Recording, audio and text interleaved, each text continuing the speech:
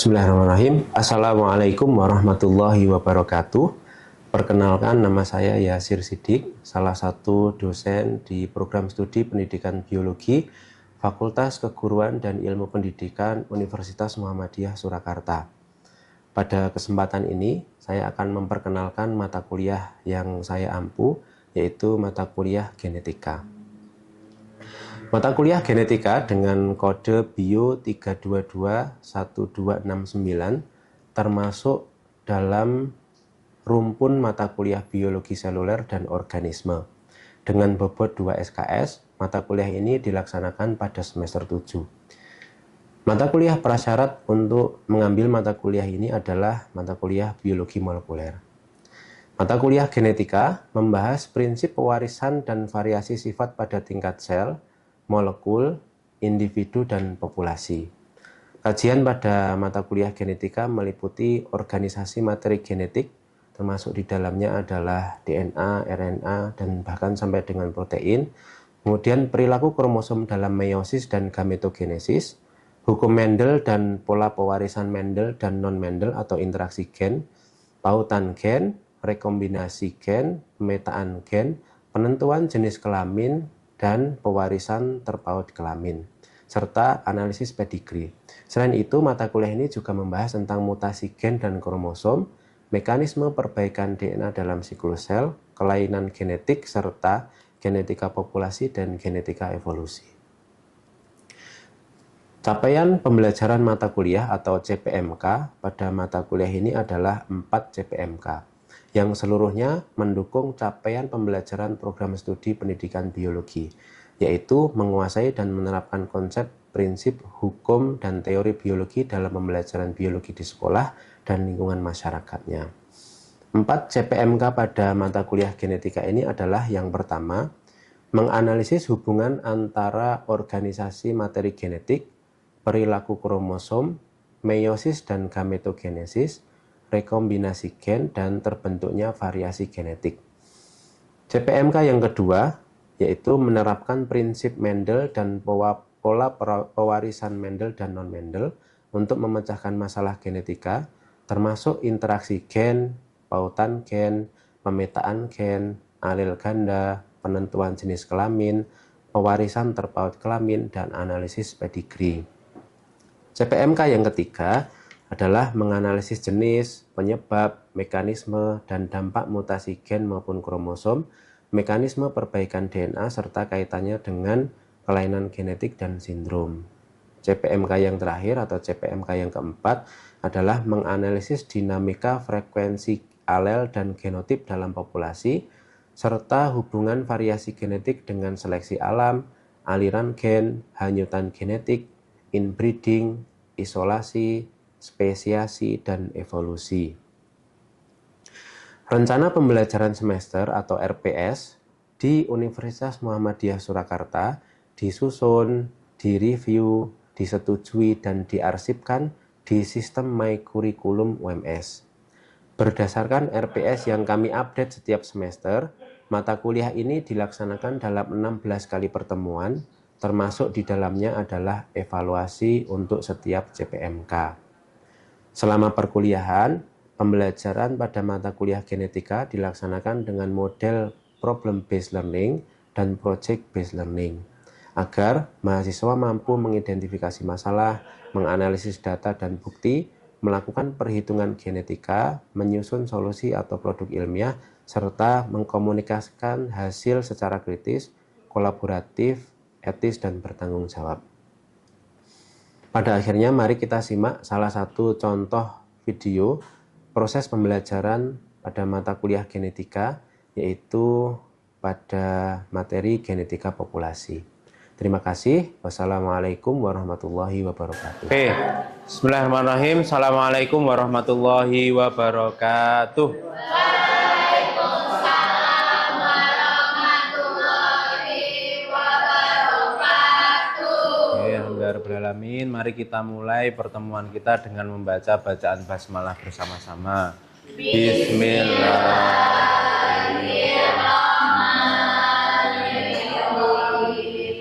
Oke, selamat datang di mata kuliah genetika lagi. Jadi hari ini kita belajar tentang genetika populasi, tetapi sebelumnya kita ngaji dulu melanjutkan yang surat yang lalu, surat Al-Quraish. Hari ini berarti surat Al-Ma'un. Kita mulai dari Ta'awud, kemudian surat Al-Fatihah, kemudian surat Al-Ma'un ya. Al-Fatihah. A'udzu billahi minasyaitonir rajim. Bismillahirrahmanirrahim. Shadaqallahul adzim. Alhamdulillahirabbil. Tadi kelas A sudah belajar tentang genetika populasi. Sekarang kelas B. Tujuan kuliah kita hari ini adalah satu, mempelajari apa itu genetika populasi, kemudian menerapkannya dalam perhitungan-perhitungan genetika populasi, termasuk menghitung frekuensi alel dan frekuensi genotip. Yang kedua, memahami prasyarat-prasyarat hukum kesetimbangan Hardy-Weinberg, gitu ya. Nah, minggu yang lalu saya sudah menjelaskan, kita sudah belajar tentang hukum Mendel dan penyimpangan hukum Mendel, sekaligus kita belajar bagaimana cara mengecek apakah hasil persilangan kita sesuai dengan hukum Mendel atau tidak. Masih ingat kan ya? Pakai apa ngetesnya? Chi-square. Kalau masih ingat lambangnya apa? X kuadrat. Kemarin hasil praktikum sudah dianalisis? Sudah. Hasilnya gimana? Sesuai dengan hukum Mendel atau enggak? Data kelas sesuai? Apa Mbak? Lupa ya? Data kelas yang lain, teman-teman yang lain sesuai atau enggak? Sesuai? Kalau sesuai itu berarti H0 ditolak, X kuadrat hitung lebih kecil daripada X kuadrat tabel, betul? Ya. Betul. Oke, kalian sudah belajar itu. Nanti kalian bisa terapkan di sekolah kalau kalian menjadi guru. Nah, hari ini kita akan belajar bagaimana kita menghitung frekuensi gen dan frekuensi alel, frekuensi genotip dan frekuensi alel. Yang kedua, kita belajar prasyarat-prasyarat hukum kesetimbangan Hardy-Weinberg. Ada dua itu ya tujuannya. Kemudian kita akan mencoba mempelajari bagaimana cara menghitung frekuensi genotip dan frekuensi alel dari studi kasus golongan darah. Nanti saya sampaikan soalnya. Jadi kita akan latihan mengerjakan, kemudian kalian diskusi kelompok untuk mengerjakan kasus-kasus yang lain. Itu ya. Oke. Genetika populasi itu adalah cabang ilmu dari genetika yang khusus mengimplementasikan bagaimana hasil persilangan atau hukum Mendel itu di dalam satu populasi. Di dalam ilmu genetika populasi dipelajari hukum kesetimbangan Hardy-Weinberg, di mana dari hukum kesetimbangan itu kita bisa menghitung, kita bisa mengkalkulasi frekuensi genotip maupun frekuensi alel. Nanti saya jelaskan apa itu frekuensi genotip, frekuensi alel. Nah, sebelumnya misalnya seperti ini, dari populasi dunia itu kira-kira golongan darah O yang paling banyak, O resus positif. Kemudian A, golongan darah A yang kedua, yang golongan darah B 15%, yang ketiga, yang keempat paling sedikit itu golongan darah AB. Kalau di kelas ini golongan darah O yang paling banyak apa enggak? Golongan darah O 1, 2, 3, 4, 5, 6. Hanya 6. Oke. Golongan darah A 1, 2, 3, 4. Golongan darah B 1, 2, 3, 4, 5, 6, 7, 8. Golongan darah AB 1, 2, 3, 4. Yang tidak bergolongan darah? Nggak tahu. Ada yang sampai umur sekian nggak tahu golongan darahnya? Oh, yeah. Jadi besok pas praktikum, pada saat praktikum genetika manusia, kalian harus cek golongan darah apa. Termasuk golongan darah orang tua dan saudara-saudara kalian, saudara kandung ya. Nah kalau di kelas ini paling banyak golongan darah B, ya kan? Tapi kalau secara di dunia, presentasi di dunia, paling banyak umumnya itu adalah golongan darah O, kemudian golongan darah A, B, baru yang paling sedikit AB. Nah, dari populasi itu dengan ilmu genetika populasi, kita bisa menghitung berapa frekuensi orang yang punya alel IA. Ini berapa? Berapa yang punya alel IB? Itu berapa? Alel ya, bukan jumlah orangnya tapi alelnya. Bisa bayangin nggak? Bisa. Tenan loh ya. Nah tujuan kita seperti yang saya sampaikan tadi, kita mempelajari frekuensi gen dalam populasi. Gen, alel sama, hanya alel itu adalah versi lain dari satu gen saja. Kemudian frekuensi genotip juga. Kemudian faktor-faktor yang mempengaruhi hukum Hardy-Weinberg, kita akan belajar itu juga nanti. Nah, sebelum belajar bagaimana cara menghitung frekuensi gen, frekuensi genotip, saya mengingatkan lagi apa yang dimaksud dengan alel. Alel adalah variasi dari satu gen atau versi lain dari satu gen. Misalnya gen warna mata, alel A besar untuk warna mata hitam, alel A kecil untuk warna mata biru misalnya. Itu ya. Jadi alel itu adalah versi lain dari satu gen. Contoh kasus pada golongan darah misalnya. Contoh kasus pada golongan darah. Nah, golongan darah itu punya, untuk golongan darah sistem ABO itu punya 3 alel, yaitu IA, IB, IA, IB, IO. Ini alel, macam-macam gennya. Dan IA dengan IB itu kodominan. Apa Mbak? Kodominan. IA dengan I0 atau dengan IO dominan IA. Artinya kalau IA berpasangan dengan IO, golongan darahnya apa? Nah, IB juga lebih dominan daripada IO. Golongan darah A, dia punya berapa macam genotipe? Ada yang tahu? 2. 1 IA, IA. 1 IA, IO. Ini yang disebut homozigot atau heterozigot? Homozigot. Ini yang hetero.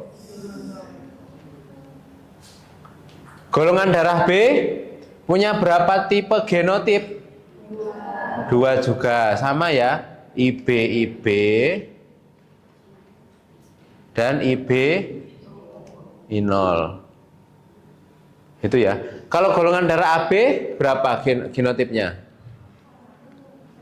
Berapa? 1, yaitu IA, IB. Kalau golongan darah O 1 juga, yaitu O, IO. Ini genotipnya. Jadi kalau mereka sudah berpasangan seperti ini, sebutannya genotip. Kalau ditanya frekuensi genotip, berarti frekuensi individu yang punya genotip ini. Kalau ditanya alel, berarti jumlah alel ini, frekuensi alel ini berapa dalam satu populasi. Paham ya? Ada yang ingin ditanyakan? Paham? Paham, oke. Kalau paham enak ya. Sudah? Sudah. Ini saya mengingatkan saja tentang alel. Ya, alel ini. Golongan darah punya 3 alel ini. Nah, sekarang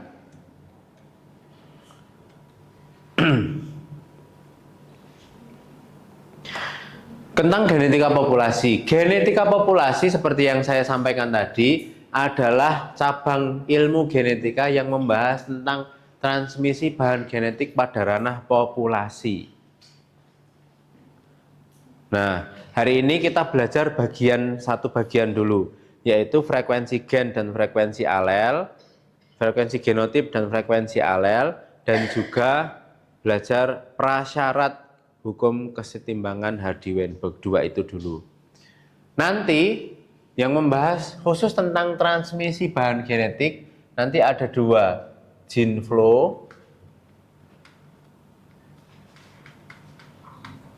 dan genetic drift. Nanti ini di genetika populasi. Ada beda lagi nanti. Nah, ilmu ini membicarakan implikasi pewarisan Mendel apabila diterapkan di dalam atau pada sekumpulan individu sejenis di suatu tempat. Itu ya. Kemudian genetika populasi berusaha menjelaskan implikasi yang terjadi terhadap bahan genetik akibat saling kawin. Nah, genetika populasi didasarkan pada hukum Hardy-Weinberg yang pertama kali dicetuskan tahun 1908 oleh Hardy dan Weinberg. Itu ya. Nah, sekarang kita belajar apa itu frekuensi. Apa itu frekuensi? Misalnya Mas Dipa ditanya, berapa frekuensi laki-laki di kelas ini? Gimana cara jawabnya Mas Dipa? Gimana?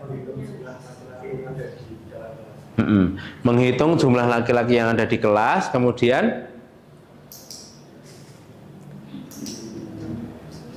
kan itu jumlah. Kalau frekuensi berarti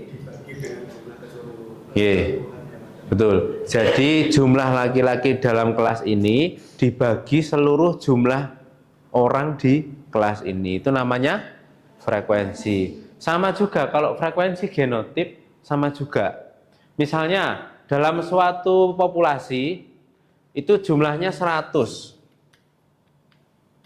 Kemudian yang A besar itu 30. A besar A kecil 50, A kecil 20. Kalau kalian harusnya sudah punya insting. Kalau ini harusnya kan 1:2:1. Kalau nilainya 30 banding 50 banding 20, kalau di tes chi-square kira-kira penyimpangannya besar atau kecil? Kalau perbandingannya A besar, A kecil, 1:2:1, harusnya ini banding berapa? 25, 50, 25. Nah ini 30, 50, 20. Kira-kira nanti menyimpang banyak atau enggak? Signifikan atau enggak? Enggak ya? Nah kita enggak tahu. Cuma kalau berdasarkan feeling biasanya yang kayak gini itu menyimpang yang signifikan. Agak tidak sesuai dengan hukum Mendel. Tapi enggak tahu simpangannya berapa. Nah kalau dalam satu populasi itu genotip A besar 30, maka frekuensi genotip A besar adalah, kalau saya tulis F berarti frekuensi ya, 30/100.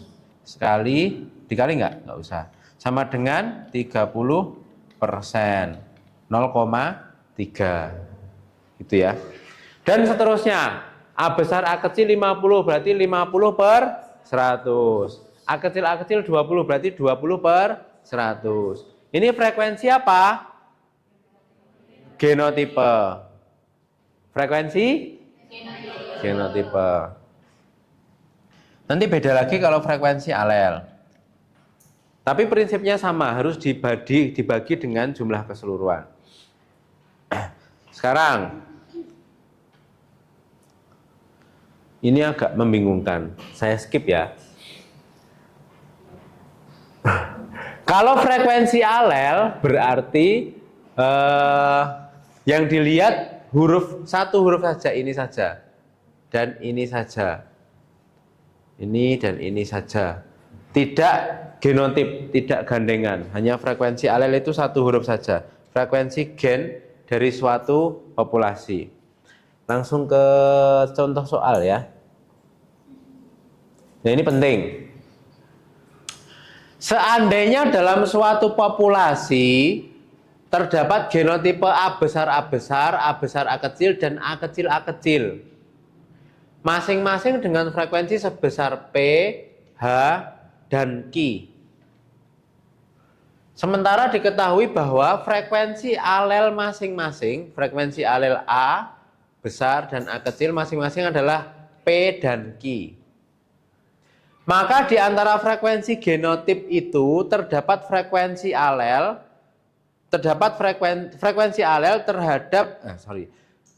antara frekuensi genotip dan frekuensi alel terdapat hubungan matematik sebagai berikut.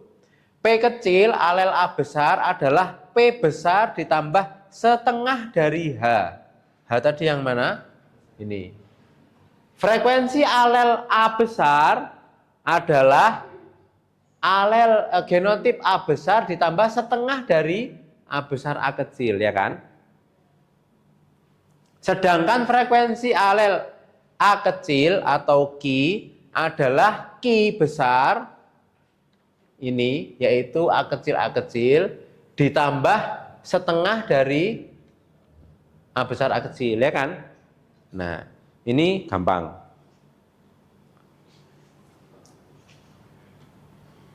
Paham yang ini? Paham ya? Oh, sungguh yang guyu tok. Paham ya? Insya Allah paham. Mas Rastra paham? Insya Allah paham. Oke. Contoh. Frekuensi alel M besar IM ini adalah salah satu sistem MN atau golongan darah MN. Ini tidak terlalu populer golongan darah ini, antibody juga di dalam darah kita, tetapi tidak banyak diteliti karena dia tidak mempengaruhi transfusi darah. Kalau ABO kan mempengaruhi. Genotip T besar dan berapa jumlah yang bergenotip T besar T kecil. Yang diketahui di dalam soal adalah jumlah fenotip dari dua ini.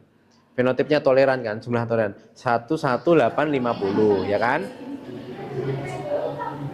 Habis kan nanti ada di jumlah ya Pak, yang jumlah fenotipnya pakai rumusnya P kuadrat dari ini, berarti kan katanya 1400. Jadi kan Pak, Sebentar. Frekuensi Q berapa? frekuensi dari Q-nya itu 0,31. Nah, terus? Yang P-nya 0,94. Nah, frekuensi P nggak bisa dihitung pakai kayak gitu. Terus gimana? Itu kalau dijumlah satu nggak? Ya. Salah. P plus Q sama dengan satu nggak? 1,9 Pak. Nah, salah. Harusnya P plus Q sama dengan 1. Nggak benar ya Pak. Terus? Jadi kalau sudah ketemu Q, tinggal P-nya 1 min Q. Oh, berarti ini P-nya adalah 1 min FQ gitu Pak. Berarti 1 min 0,31. Oke, sama dengan berapa? 1 dikurangi. Ya. Yuk, kelompok 4 maju ke depan. Yuk. Ayo berdua. Satunya siapa? Mbak Siti. Oh ya. Nih. Yuk sambil dijelaskan ke teman-teman. Teman-teman gitu. Yuk.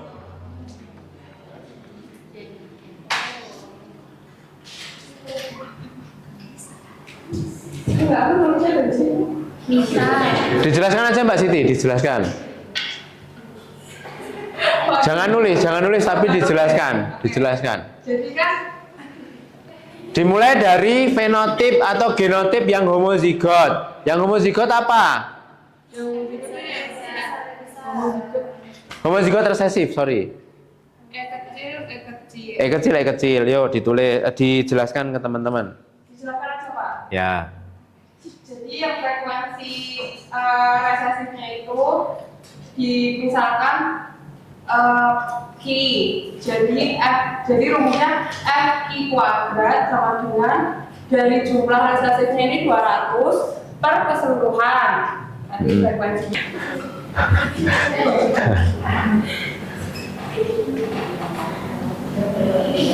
1807,6. Oke. 800,00,07,6. Oke. Terima kasih buat kelompok 4, tepuk tangan. Terima kasih Mbak Sti. Terima kasih Mbak Sendang. Begini. Menghitung frekuensi tadi saya sudah contohkan. Menghitung frekuensi paling mudah dari homozigot resesif. Ya, apalagi ini alelnya hanya 2, mudah sekali. E kuadrat sama dengan ini, E kuadrat sama dengan ini, E sama dengan ini.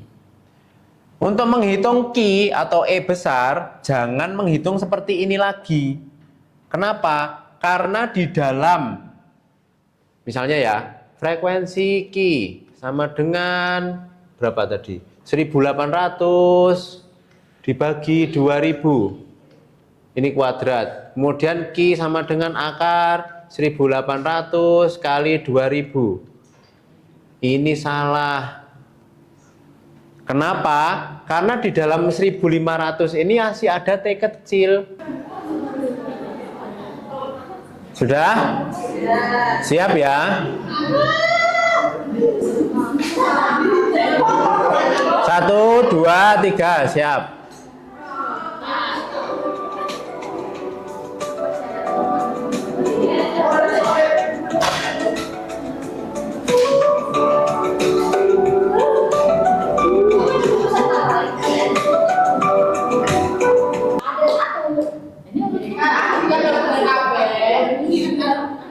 Nih, Mas Adi Vero betul semua.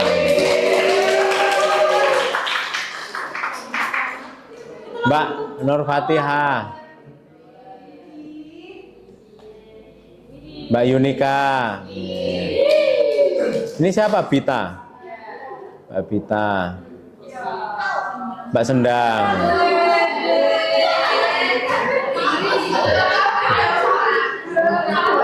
Baik, terima kasih atas pembelajaran hari ini. Yang sudah kita kasih permasalahan, kita jawab bersama-sama, kemudian kita simpulkan, dan yang terakhir sudah kita evaluasi. Insya Allah ketemu lagi pekan depan dengan materi genetika populasi lanjutan. Mari kita akhiri dengan membaca bacaan hamdalah. Alhamdulillah. Nanti kursinya ditata lagi ya. Oke. Terima kasih. Assalamualaikum warahmatullahi wabarakatuh.